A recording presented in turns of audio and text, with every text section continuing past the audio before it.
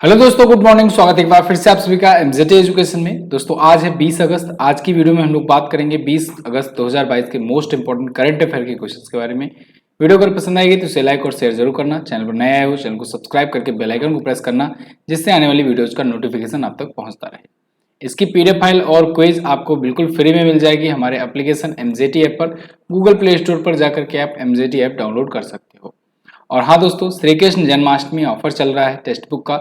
इसके तहत आप 400 रुपए में पा सकते हो टेक्स्ट बुक का पास, 499 वाला। तो आपको 20% का डिस्काउंट मिल रहा है। इसके लिए कूपन कोड में आपको इंटर करना है MGT। आप 590 प्लस एग्जाम का एक्सेस प्राप्त कर पाओगे। 45,000 से ज्यादा जहां पर मॉक टेस्ट अवेलेबल है, यानी कि इंडिया के सभी एग्जाम्स के यहाँ पर मॉक टेस्ट अवेलेबल आपको मिल जाएंगे। तो लिंक डिस्क्रिप्शन में दिया गया है, जाइए और चेक कीजिए अभी। चलिए अब बात करेंगे लास्ट डे के करंट अफेयर को। क्विकली रिवीजन करते हैं।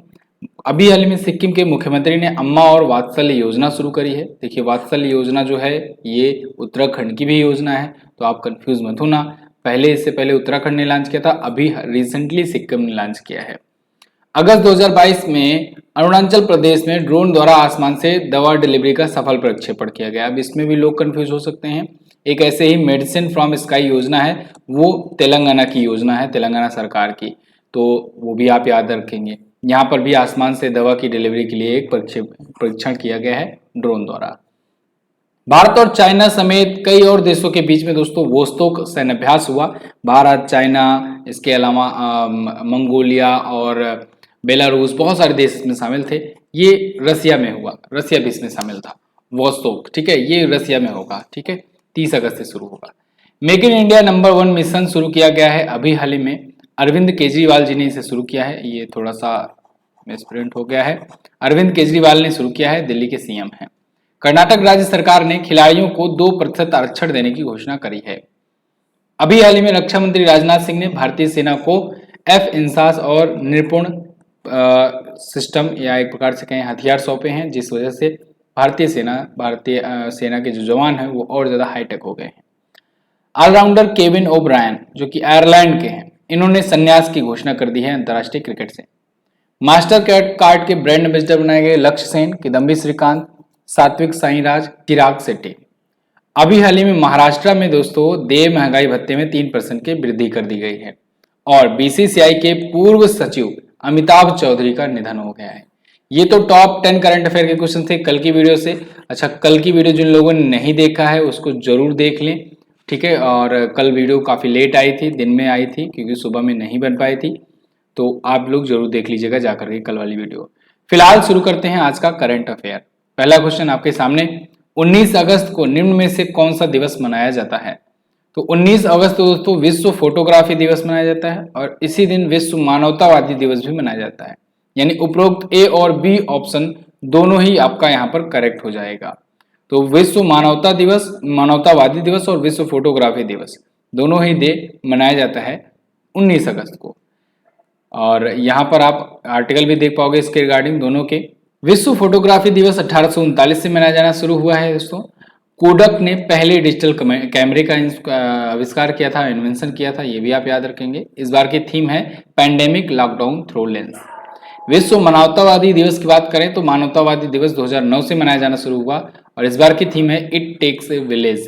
It takes a village. ये इराक में एक संयुक्त राष्ट्र के विशेष प्रतिनिधि थे, सार्जियो वीरा डी मेलो, उन्हीं की याद में मनाया जाता है। उनको बगदाद में एक बम अटैक में मार दिया गया था 2003 में, तो इसी वजह से उन्हीं की याद में 2009 से ये मनाया जाना शुरू हुआ है। अब अगस्त मंथ में जब 19 अगस्त हो गया है, यानी कि आज का ले लें तो 20 तारीख हो गई है, तो अगस्त महीने का जितना भी इंपॉर्टेंट डे आया है उनका क्विकली रिवीजन कर लो। तो दोस्तों 1 अगस्त को अभी हाल ही में WWW डे मनाया गया, और 1 अगस्त को ही विश्व फेफड़े का कैंसर दिवस मनाया जाता है, यानी वर्ल्ड लंग कैंसर डे मनाया जाता है। 6 अगस्त को हिरोशिमा डे मनाया गया, और नागासाकी दिवस 9 अगस्त को मनाया जाता है, ये भी आप याद रखेंगे। हिरोशिमा और नागासाकी पर परमाणु हमले हुए थे 1945 में अमेरिका के द्वारा जापान शहरों पर। 7 अगस्त को राष्ट्रीय भाला फेंक दिवस मनाया जाता है, 2021 से शुरू हुआ था। इसी दिन नीरज चोपड़ा ने गोल्ड दिलाया था एथलेटिक्स में पहला ओलंपिक में भारत को। 9 अगस्त को विश्व आदिवासी दिवस मनाया जाता है। 10 अगस्त को वर्ल्ड बायोफ्यूल डे मनाया जाता है, ये इंपॉर्टेंट है, विश्व जैव ईंधन दिवस।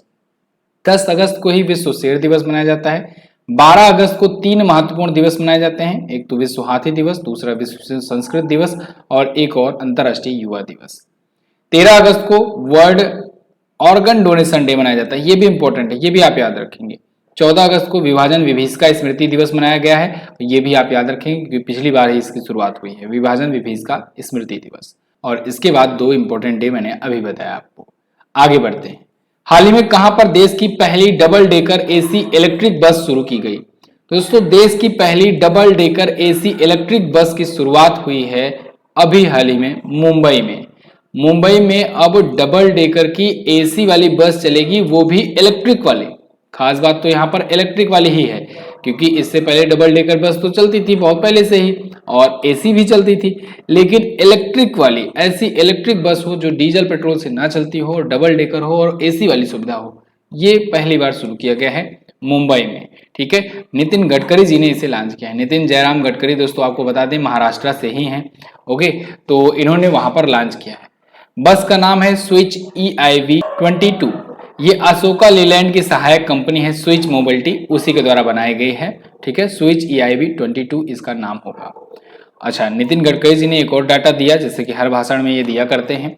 इस बार उन्होंने बताया कि भारत में 35% जो प्रदूषण हो रहा है ये पेट्रोल और डीजल के कारण हो रहा है। और आपको पता होगा, इससे पहले मैंने आपको बताया था, नितिन गडकरी जी ने बताया था 2025 तक जो इंडिया का जो रोड ट्रांसपोर्ट सिस्टम होगा ना, जो पूरा का पूरा अमेरिका के बराबर या उससे अच्छा हो जाएगा। इसके अलावा 2025 तक भारत पेट्रोल और डीजल पर ना के बराबर निर्भर रहेगा। ओके, आगे देखते हैं। हाल ही में किस बैंक ने सुरक्षित बैंकिंग प्रथाओं को बढ़ावा देने के लिए विजिल आंटी अभियान शुरू किया? तो विजिल आंटी अभियान शुरू किया है दोस्तों HDFC बैंक ने।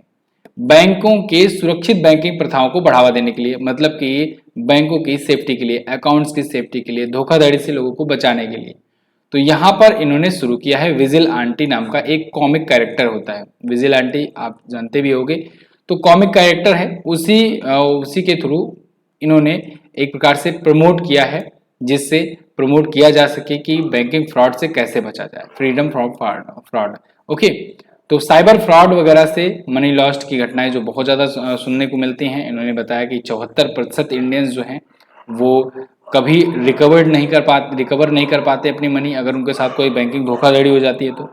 इन सब से बचने के लिए इन्होंने शुरू किया। इससे पहले भी दोस्तों HDFC बैंक ने एक साइबर सिक्योरिटी कैंपेन चलाया था, मुंह बंद रखो। तो मुंह बंद रखो का मतलब ये था कि अपना पासवर्ड वगैरह जो है ना, ये किसी को बताओ ना, चुपचाप रहो। पासवर्ड हुआ, OTP हुआ, ये किसी को बताओ ना। और अभी ऐसे ही सेम चीजों को बढ़ावा देने के लिए विजिल आंटी लॉन्च किया। अच्छा, विजिल से याद आया सी विजिल ऐप किसने लॉन्च किया है? इसको गोवा पुलिस ने लॉन्च किया है। विजिल से याद आ गया तो आप भी इसको विजिल से ही याद करेंगे। ठीक है, चलो तो फिलहाल HDFC के बारे में बात करेंगे। HDFC की स्थापना 1994 में हुई थी। मुंबई में इसका हेडक्वार्टर है। शशिधर जगदीशन इसके CEO हैं। इसकी टैगलाइन है वी अंडरस्टैंड योर वर्ड। अच्छा, एक चीज और, HDFC बैंक और HDFC का अब विलय हो गया है। ठीक है ना, HDFC बैंक और HDFC का विलय हो गया है, तो अब एक ही संस्था है, याद रखेंगे, वरना HDFC की स्थापना तो 1974-75 में हुई थी। अगला क्वेश्चन है, हाल ही में किस राज्य का मंडला जिला देश का पहला कार्यात्मक रूप से साक्षर आदिवासी जिला बना है?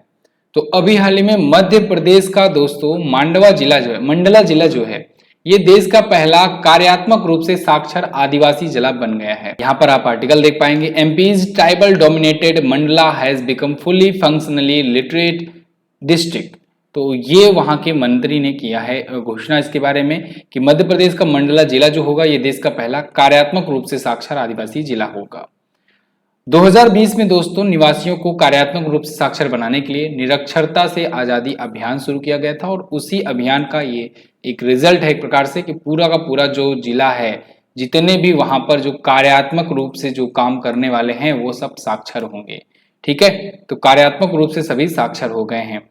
अब देखिए, एक व्यक्ति जो होता है वो कार्यात्मक रूप से साक्षर तभी कहा जाएगा जब अपना नाम लिखना, पढ़ना और काउंटिंग करना ये सभी में सक्षम हो गया हो। तो मंडला जिला जो कि एक आदिवासी बाहुल जिला है, ट्राइबल बेस्ड जिला है, और इसको पहला कार्यात्मक रूप से साक्षर जिला घोषित कर दिया गया है। अच्छा, अब मध्य प्रदेश आया है, मध्य प्रदेश से कुछ और पॉइंट जानेंगे। जैसे अभी ग्रुप डी एग्जाम में पूछा गया था, अभी 18 अगस्त में पूछा गया था कि बायो आधारित हाइड्रोजन पार्क कहाँ पर स्थापित किया गया है, हाइड्रोजन के लिए संयंत्र किसने स्थापित किया है। तो मध्य प्रदेश में स्थापित किया गया है दोस्तों, ये आप याद रखेंगे, BHEL के द्वारा स्थापित किया जा रहा है। ठीक है, इसके अलावा मध्य प्रदेश में ही आपको पता होना चाहिए दुनिया का सबसे बड़ा फ्लोटिंग यानी कि तैरता हुआ सोलर प्लांट जो है यह स्थापित किया जा रहा है। तो एक तो हाइड्रोजन प्लांट, एक सोलर प्लांट, दोनों आप याद रखेंगे। अब मध्य प्रदेश देख लो मैप में, यहाँ पर है मध्य प्रदेश की लोकेशन। ये अपना बॉर्डर शेयर किया करता है छत्तीसगढ़ से, महाराष्ट्र से, गुजरात से, राजस्थान से और उत्तर प्रदेश से। भोपाल इसकी राजधानी है, भोपाल में ही भोजताल झील है, ये भी आप याद रखेंगे। शिवराज सिंह चौहान बीजेपी पार्टी से यहाँ के CM है, मंगू भाई छगन भाई पटेल यहाँ के गवर्नर है, कुमार मलिमाथ यहाँ के करंट टाइम पर चीफ जस्टिस हैं। क्लियर है। यहाँ पर सबसे ज्यादा नेशनल पार्क है दोस्तों, 11 नेशनल पार्क हैं, ये आप याद रखेंगे। अच्छा, मध्य प्रदेश में ही आपको पता होगा चीते लाए जा रहे हैं, चीते अफ्रीका से चीते लाए जा रहे हैं, और मध्य प्रदेश के किस नेशनल पार्क में रखे जाएंगे, तो आप बता देंगे कुन्नो नेशनल पार्क। कहां पर? कुन्नो नेशनल पार्क में ये रखे जाएंगे। ठीक है, भारत में चीते 70 सालों के बाद आ रहे हैं। ओके, आगे देखते हैं। अच्छा, ग्रुप डी का दोस्तों आप लोग के लिए स्कोर बूस्टर लाया गया है, ई बुक बहुत पसंद आ रही है लोगों को, और सब लोग इसको तेजी से परचेज कर रहे हैं।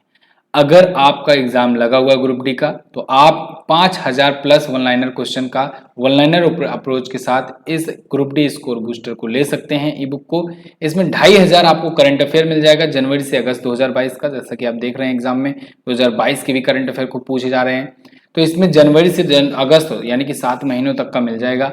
RRB NTPC में पूछे गए 1000 क्वेश्चन हैं, और 250 क्वेश्चन सब्जेक्ट वाइज भी दिए गए हैं। तो इस ई बुक को आप ले सकते हो MZT ऐप पर जाकर के, या फिर सिंपली जो टाइटल में आपको व्हाट्सएप का नंबर दिख रहा है उस पर व्हाट्सएप करके भी इसे आप UPI पेमेंट के माध्यम से भी प्राप्त कर सकते हो। चलिए अब बात करते हैं अगले क्वेश्चन की। अभी हाल ही में आयोजित WSPS 2022 में राहुल जाखड़ ने कौन सा मेडल जीता? इन्होंने जीत लिया है दोस्तों गोल्ड मेडल। राहुल जाखड़ ये शूटिंग से संबंधित हैं, यहाँ पर आप देख पाओगे article. Rahul Jakhar bags 25 metre pistol gold, 25 metre के पिस्टल इवेंट में इन्होंने गोल्ड जीता है। India wins 3 medal at 2022 WSPS Changwon world cup. तो WSPS चैंगवॉन वर्ल्ड कप में भारत ने 3 मेडल जीता है। अब इन 3 मेडल में दोस्तों एक तो गोल्ड इनका हुआ, एक अवनी लेखरा जो हैं जिनको तो आप सब जानते हैं, इन्होंने सिल्वर जीता, और पूजा अग्रवाल ने जीता कांस्य पदक। देखो अवनी लेखरा से आप याद रखेंगे, ये इकलौती ऐसी महिला है भारत की जो एक ही पैरालंपियंस हैं ये, तो एक ही पैरालंपिक में 2 मेडल लाई थी। एक तो इन्होंने 10 मीटर के इवेंट में लाया था गोल्ड मेडल, और 50 मीटर के इवेंट में इन्होंने लाया था ब्रॉन्ज मेडल। दोनों ही पॉइंट आप याद रखेंगे। ठीक है, तो फिलहाल अवनी लेखरा जो है ये 10 मीटर वर्ग में रजत, और पूजा 25 मीटर वर्ग में कांस्य पदक जीती है।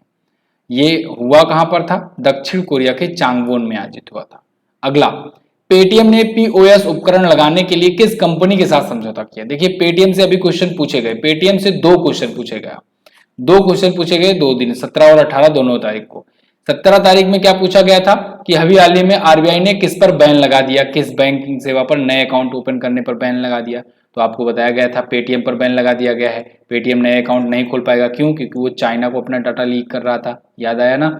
चलो दूसरा, 18 अगस्त को जो पूछा गया था वो ये पूछा गया था कि भारत का पहला ऐसा बैंक कौन बना जिसने आर्टिफिशियल इंटेलिजेंस बेस्ड एक सिस्टम लॉन्च किया है। ठीक है, आर्टिफिशियल इंटेलिजेंस बेस्ड मतलब कि वो लोगों को आर्टिफिशियल इंटेलिजेंस के माध्यम से समझ करके उनको नोटिफिकेशंस वगैरह भेजेगा।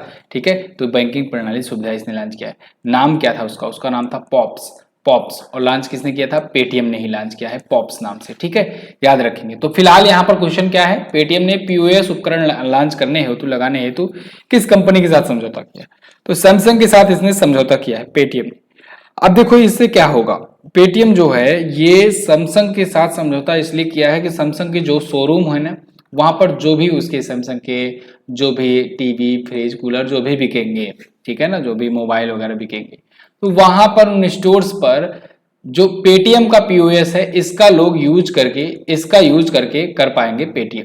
तो यानी पेमेंट के लिए सैमसंग के देश भर में जितने भी स्टोर हैं वहां पर इसने समझौता किया है। ठीक है, तो अब पेटीएम इसके तहत अपनी एक और सुविधा दे रहा है, बाय नाउ पे लेटर का।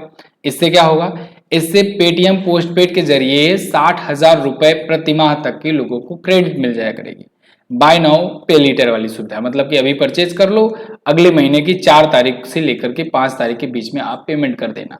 ठीक है, या फिर ईएमआई सुविधा भी कर दी जाती है। तो ये बाय नाउ पे लेटर ये बहुत तेजी से चल रहा है। अमेजन, फ्लिपकार्ट भी इसको लागू किए हैं, पेटीएम भी इसको चालू किए हैं। सब अलग अलग लिमिट दिया करते हैं based upon your purchase experience. ठीक है, पेटीएम के बारे में बात करें अगर तो 2010 में इसकी स्थापना हुई थी, नोएडा में इसका हेडक्वार्टर है और सीईओ है विजय शेखर शर्मा। अगला देखते हैं, हाल ही में किस मंत्री ने एक्वा बाजार ऐप लॉन्च किया? तो एक्वा बाजार ऐप लॉन्च किया है दोस्तों पुरुषोत्तम रूपाला जी ने। पुरुषोत्तम रूपाला ये मत्स्य मामलों के मंत्री हैं, इन्होंने एक्वा बाजार ऐप लॉन्च किया है। यहाँ पर आप आर्टिकल देख पाओगे। एक्वा बाजार ऑनलाइन मार्केट प्लेस ऐप है फॉर द फिश फार्मर्स। ठीक है ना, अच्छा, फिश फार्मर्स के लिए ये ऑनलाइन मार्केट प्लेस ऐप है। अब आपको क्या याद आना चाहिए, अगर आप हमारे स्टूडेंट्स हो, लगातार यहाँ पर वीडियो फॉलो करते हो, तो बहुत बार मैंने आपको बताया है एक ऐप फिश वाले ऐप। फिश वाले ऐप क्या है, सेम ऐसे ही प्रोसेस वाला ये ऐप है, लॉन्च किया है असम सरकार ने, असम गवर्नमेंट ने लॉन्च किया है, ये भी आप याद रखेंगे। वो भी बेसिकली उसमें भी मछलियों का ई कॉमर्स के जरिए मार्केटिंग की जाती है। यहाँ पर भी ऑनलाइन मार्केट प्लेस ऐप ये भी है, एक्वा बाजार। तो अब 2 एप्लीकेशन आपको याद रखना है फिश से रिलेटेड, मत्स्य से रिलेटेड। ठीक है ना, मछली से रिलेटेड। फिलहाल इसे भुवनेश्वर स्थित ICAR central institute of fresh water aquaculture के द्वारा विकसित किया गया है। क्लियर है, मछली किसानों और हितधारकों को मछलियों के लिए बीज, चारा, दवाएं सभी चीजें यहाँ पर मिल जाएंगी। अगला, कुछ प्रमुख ऐप हैं उनका रिवीजन कर लेते हैं फिर आगे बढ़ते हैं। जीएसटी चोरी को रोकने के लिए अभी केरल सरकार ने लकी बिल ऐप लॉन्च किया है, ये तो बहुत इंपॉर्टेंट है, याद रखना चाहिए आपको। केनरा बैंक ने अभी केनरा AI1 नाम से एक मोबाइल ऐप लॉन्च किया, जो कि बता रहा था कि अपना इसका सुपर बैंकिंग ऐप है। माइक्रोसॉफ्ट ने संगठनों के लिए टीमों में विवा एंगेज ऐप की घोषणा करी, जिससे क्या हो कि लोग उनके ही एक पर्सनल ऐप से अपने आप से एक दूसरे से जुड़ सकें, एक सोशल नेटवर्किंग साइट हो गई। ठीक है, केंद्रीय MSME मंत्री नारायण राणे ने mobile electric charging app launch किया था और MSME मंत्री नारायण राणे ने रिपोज पे नाम का भी mobile electric charging app launch किया। वो तो वही क्वेश्चन हुआ, रिपोज पे नाम का। ठीक है ना, इस ऐप का जो नाम था वो था रिपोज पे। ओके, आगे देखते हैं, कौन सा राज्य हर घर जल प्रमाण प्राप्त करने वाला भारत का पहला राज्य बना? वो बन गया है गोवा। तो गोवा में एक ऐसा राज्य बन गया है गोवा, जहां पर हर एक घर में दोस्तों जल की व्यवस्थित उचित व्यवस्था है वहां पर। ठीक है, मतलब कि चाहे सरकारी हैंडपंप हो या फिर प्राइवेट उनके हैंडपंप हो, हर एक घर में हैंडपंप वगैरह हैं अब, या फिर हैंडपंप नहीं है तो वहां पर सप्लाई पहुंचाई जा रही है। तो ये हर घर जल प्रमाण प्राप्त करने वाला भारत का पहला राज्य बन गया है गोवा। देखिए, इसमें कोई बड़ी अचंभित होने वाली बात नहीं है, क्योंकि गोवा अगर आप देखोगे ना तो बहुत छोटा राज्य है एरिया के मामले में। अगर वहीं पर अगर हम लोग यूपी के किसी एक बड़े जिले की बात कर लेना, उतना ही साइज होगा लगभग में इसके। तो ठीक है, फिलहाल आज़ादी के बाद इतने साल लग गए, ये चीज़ें और पहले हो जानी चाहिए थे, और भी राज्य जो अभी पीछे हैं उनको भी ये चीज़ें होनी चाहिए। कम से कम पानी तो सबके घर तो पहुंचना ही चाहिए, हर घर जल सर्टिफाइड तो होना ही चाहिए। गोवा आया है तो गोवा से कुछ पॉइंट अगर रिवाइज करवाना चाहूँ मैं, तो अभी इसने अपने पूरी की पूरी प्रक्रियाओं को दोस्तों डिजिटल बनाने के लिए नेटवर्क 5 के साथ समझौता किया था। याद होगा आपको, 5 इस प्रकार से लिखा जाएगा, एक कंपनी है। तो ये पूरी एक ब्लॉकचेन बेस्ड नेटवर्क सिस्टम को अपना मजबूत करने के लिए लॉन्च किया था। इसके अलावा गोवा अभी चर्चे में आया था कि न्यू एजुकेशन पॉलिसी ये हायर एजुकेशन में लॉन्च करेगा, और वो भी 100%। तो new education policy higher education में 100% लॉन्च करने वाला भी पहला राज्य गोवा है। प्राइमरी स्कूल में पूछा जाए तो उत्तराखंड है, और अगर ओवरऑल पूछा जाए कि न्यू एजुकेशन पॉलिसी लॉन्च करने वाला पहला राज्य कौन सा है, तो आप कर्नाटका बताएंगे। गोवा आप देख पाओगे मैप में, यहाँ पर है गोवा, इतना छोटा सा है गोवा।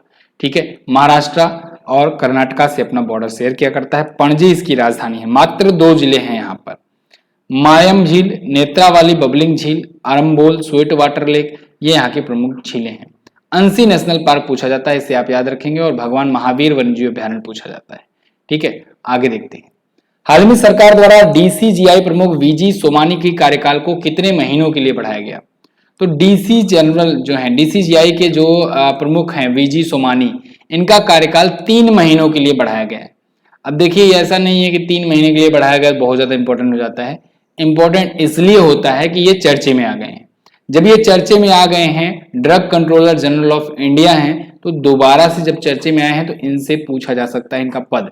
ठीक है, आपसे पूछा जाएगा वर्तमान में भारत के डीसीजीआई कौन है। तो वर्तमान में भारत के डीसीजीआई कौन है? वीजी सोमानी। ओके, डीसीजीआई का काम क्या होता है? Drug controller general of India, इसका काम क्या होता है? इसका काम ये होता है जो भी भारत में वैक्सीन बन रही है या मेडिसिन बन रही है या फिर आ रही है प्रचलन में, मार्केट में भेजना है, उसके लिए जो फाइनल अप्रूवल देना होता है ना, वो यही देता है।